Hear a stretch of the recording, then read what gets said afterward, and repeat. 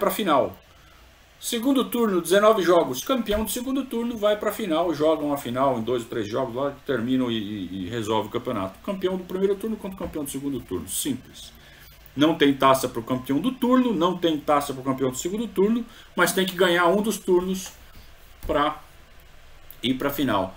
Por que tem essa fórmula de... Porque se alguém for muito mal no primeiro, tem chance ainda de se recuperar no segundo. É aquela ideia de preservar. Se um time começa mal e aí fica sem chance de ganhar nos pontos corridos, porque fica muito longe, não dá mais para alcançar se o outro dispara. Então zera tudo no fim do turno para ter chance de novo.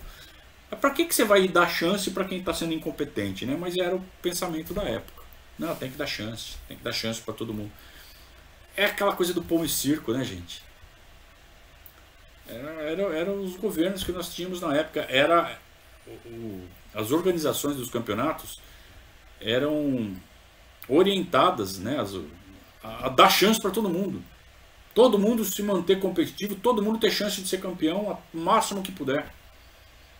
Então tinha muito a ver com a política da época. Então essas fórmulas bizarras do futebol brasileiro tinha muito a ver com isso. Então começa o primeiro turno. O Palmeiras contrata do Santo André o menino Barbosa. Vou ver da base agora. Me ajudem. Acho que o Barbosa vai para o Santo André e volta, e ele veio da base. Ou ele veio de outro time. Me ajudem. Não lembro agora de onde veio o Barbosa. Eu estava com isso na cabeça, mas também sumiu. Tô ficando velho. E o Palmeiras começa então a trajetória no Campeonato Paulista. Não começa bem. O Fedato já está balançando. O Palmeiras empata com o Marília. Perde em casa do Taubaté.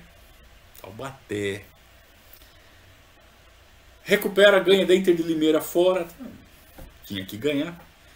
Ganha em casa do América e vamos para o primeiro derby na 5ª rodada. Jogo pegado, jogo pau a pau, jogo derby. E aí tinha sempre aquele histórico de derby, né? Mesmo quando o time tá mal, o outro tá bem, as coisas se igualam no derby. Isso acontece até hoje. E tava pau a pau o jogo. 1-1. O Corinthians faz 2-1, 17, 18 do segundo tempo. E tá jogando melhor. O Palmeiras não consegue reagir.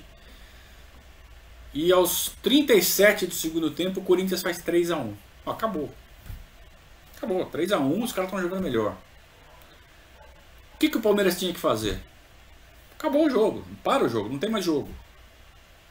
Não. O Palmeiras resolve ir pra frente, que nem índio, pra tentar empatar um jogo que tá 3-1 e os caras estão dando um couro na gente. O gol foi aos 37, né? Gol do Casagrande. Aos 38, 4-1, aos 40, 5-1. Todos os gols, esses 3 saem do lado direito do ataque do Corinthians, do lado esquerdo da nossa defesa, o Jaime Boni. Tomando uma atrás da outra, né? Era o Jaime Boni ainda? Era o Jaime Boni.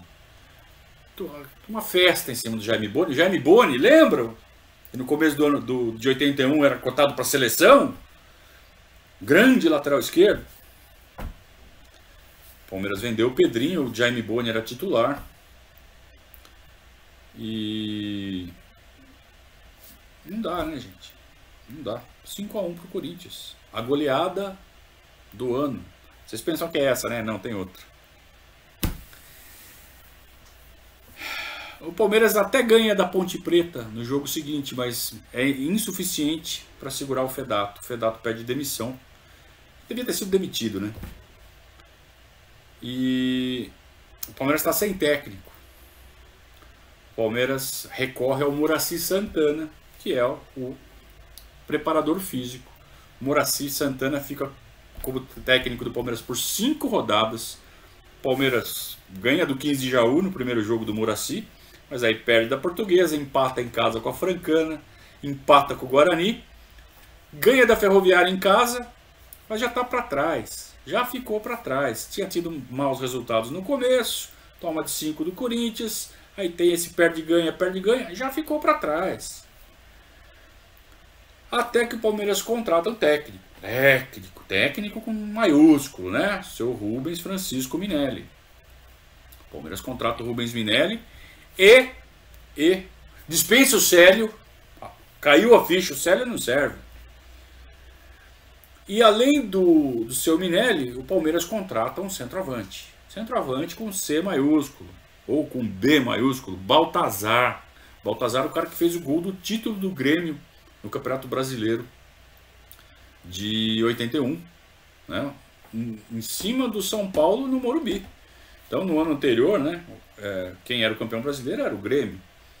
E o Grêmio ganhou o título no Morumbi, em cima do São Paulo, gol do Baltazar, na gaveta do Valdir Pérez. E o Palmeiras traz o Baltazar. Esperança, né? Começa a reforçar o time. Então você já tem o Jorginho jogando muito bem, sempre jogando bem. Você tem o Luiz Pereira, você tem o Gilmar, que é um bom goleiro. Montando o time devagarzinho. O Enéas, né? O grande Enéas. Os grandes jogadores da história da Portuguesa, que o Palmeiras trouxe de volta do Bolonha da Itália. Então, você tinha uma bala. O Rocha era um bom volante. Então vamos lá, Gilmar, Luiz Pereira, Rocha, Enéas, Jorginho, Baltazar. É uma bela espinha dorsal. Dá para brincar. São de umas peças ali, outra, uma aqui, outra ali. Mas já começa a montar uma espinha dorsal de um time. O Palmeiras já está sem chance no primeiro turno, segue jogando. Vem o clássico contra o São Paulo. Aí uma coisa muito legal que acontecia muito na década de 80. Apostas. Os jogadores apostavam. Então você tinha já o Globo Esporte fazendo um jornalismo um pouco diferente do tradicional, na hora do almoço. Já era nesse horário, 15 para 1, por aí. E quem comandava era o Osmar Santos. E o Osmar Santos sempre teve esse perfil, né, de brincar um pouco mais, sem ser abobado, né? Não é o Leifert de jornalismo, é outro. Era um jornalismo descontraído, mas inteligente. De cabeça, o Aragonês fez o segundo, um chutão da entrada da área, jogada de velocidade. Palmeiras ganha de 2-0 e o Serginho no final do jogo troca a camisa com o Luiz Pereira. O Luiz Pereira não veste. O Serginho pega a camisa do Luiz Pereira, veste e dá uma volta olímpica. O Serginho com a camisa do Palmeiras, tem a imagem registrada. É muito legal, era muito legal, anos 80. Se não fosse pelos resultados do Palmeiras, mas era uma delícia o futebol da época. Acompanhar o futebol na época, era muito raiz, né? Não é à toa que tem esse conceito do raiz, Nutella, porque era muito legal. Nos anos 90 também foi muito legal, foram muito legais, mas era especial. Os anos 80 foram especiais, pena que o Palmeiras tinha times tão ruins. Segue o primeiro turno, o Palmeiras vai se mantendo, termina em quinto lugar, 8 vitórias, 5 empates, 6 derrotas, campanha fraca. Né, perde do Santos no clássico do primeiro turno. E como eu disse, zera e começa o segundo turno. Claro que ainda tem uma classificação geral que ela vai ser importante para a classificação para o Campeonato Brasileiro de 83. Então você segue também somando os pontos do primeiro e do segundo turno para a classificação geral.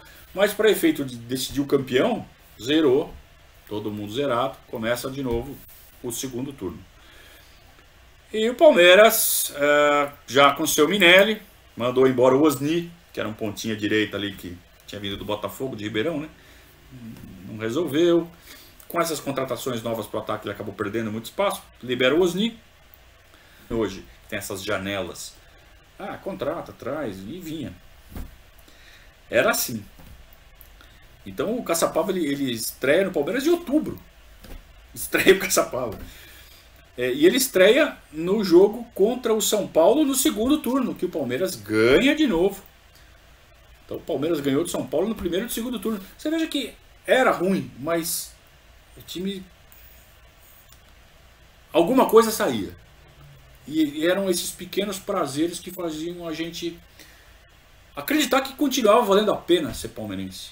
A gente tomava no lombo no final. Mas essas pequenas alegrias eram um combustível muito importante. E o Palmeiras sabia, conseguia fazer isso. Não é que sabia, conseguia. Então, nesse ano a gente ganhou as duas do São Paulo. Empata sem gols com o Corinthians no segundo turno. Ganha de 4-3 do 15 de Jaú. Sabe aquelas partidas épicas? Mas é o 15 de Jaú. Vai empatando uma sequência de 4 empates contra times pequenos, né? Empata com a Ponte Preta. Ponte Preta era grande, né? Semi-grande na época. Mas aí empata com o São Bento, empata com o Botinha, empata com o Ameriquinha. E já tá ficando para trás de novo. Já não vai ser campeão do turno. A gente já sabe que não vai ser campeão do turno. Já começa a dispensar. Já começa a pensar em 83. Então o Palmeiras dispensa o Reginaldo, que tinha vindo do Marília, centroavante. Pô, o Baltazar estava fazendo gol. Dispensa o Reginaldo. Dispensou o Deda, que era um menino da base que fazia a zaga.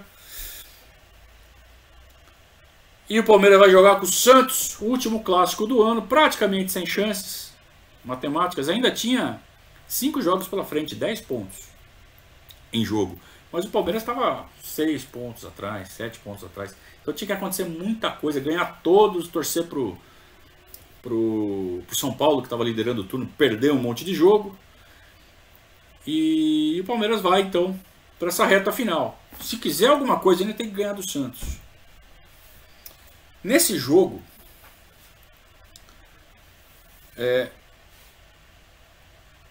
o Palmeiras dispensou o Jaime Boni, lateral esquerdo, que era ruim, péssimo, horroroso. Só que não tinha lateral esquerdo, tinha o Vargas. O seu Minelli não botava fé no Vargas, que era o menino da base. E aí ele colocou o Baroninho de lateral esquerdo. O Baroninho, ponta esquerda. O seu Minelli olhou e falou assim: você, com essa canhotinha aí, você vai dar conta. Você vai jogar de lateral esquerdo. Ponta direita do Santos era um tal de Serginho. Que depois ele virou Serginho II ou Serginho Dourado. Quando o Serginho do São Paulo foi para o Santos, centroavante. O Serginho, centroavante, um cara consagrado no futebol, não ia mudar de nome, né? Então quando o Sérgio Bernardino, né, o centroavante, quando ele chega no Santos, o Serginho, ponta direita, tem que mudar de nome. Então ele vira Serginho II, Serginho II. Ou Serginho Dourado. Na época ele era Serginho II.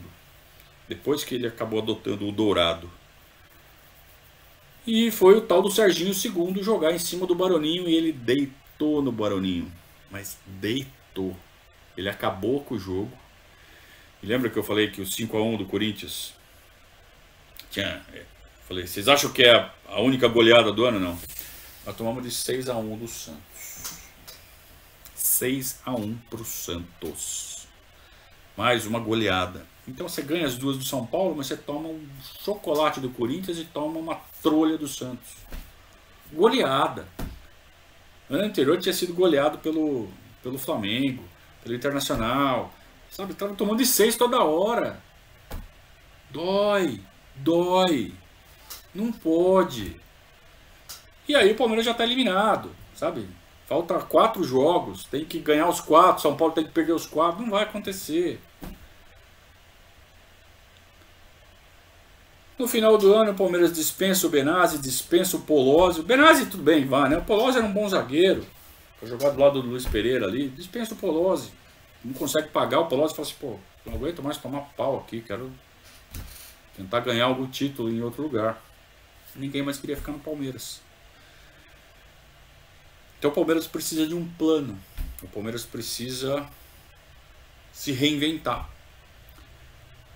Termina o ano de 1982 e a sensação é a pior possível. Nós já estamos com 6 anos sem títulos. A fila é uma realidade e a pressão é muito grande e a imprensa não tem dó. Bate e bate. Por quê? Porque eles estão muito machucados por causa de 74. Não fechou a ferida de 74 ainda. Eles batem. A imprensa palmeirense é bunda mole. Não consegue responder à altura, não consegue segurar essa pressão à altura. E o Palmeiras vira o patinho feio do futebol paulista. O Santos está maior que o Palmeiras. Olha que absurdo. Então, é assim que vai sendo construído todo aquela libertação que acontece em 1993. O sentimento é cada vez pior.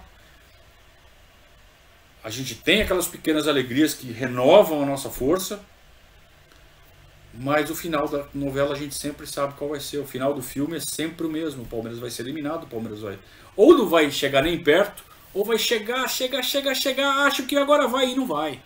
Tipo o Barrichello, né? Hoje não, hoje sim. Era assim, década de 80 era isso. A gente chegou no fundo do poço, tá? Não tem pior. Tá? Essa é a notícia boa. A partir da semana que vem a gente entra então em 83. Em 83 o Palmeiras reage bonito. O Palmeiras, ao contrário do que se tentou fazer em 81, quando contratou de baseada e era um pior que o outro, o Palmeiras contrata um bom time para 83. Começa 83 bem renovado. A gente vai contar essa história na segunda-feira. E o time faz que vai, a gente acha que vai, no final a gente sabe que não vai. Mas pelo menos a gente não passa vergonha. Pelo menos a gente não é humilhado. É um ano em que a gente estufa o peito. E é um ano que os adversários olham e falam, porra, ainda é o Palmeiras. Né? Calma que não é esse cachorro morto todo. Não. Então a gente começa a lentamente deixar o fundo do poço que a gente atingiu no ano de 82. Aliás, começamos, né, a montar esse time agora mesmo de 82, como eu disse, essa espinha dorsal que a gente já tinha. E aí os reforços chegam. E aí o time fica realmente parrudo em 83, com a chegada de jogadores importantes como o Wagner Bacharel. A gente vai falar com mais detalhes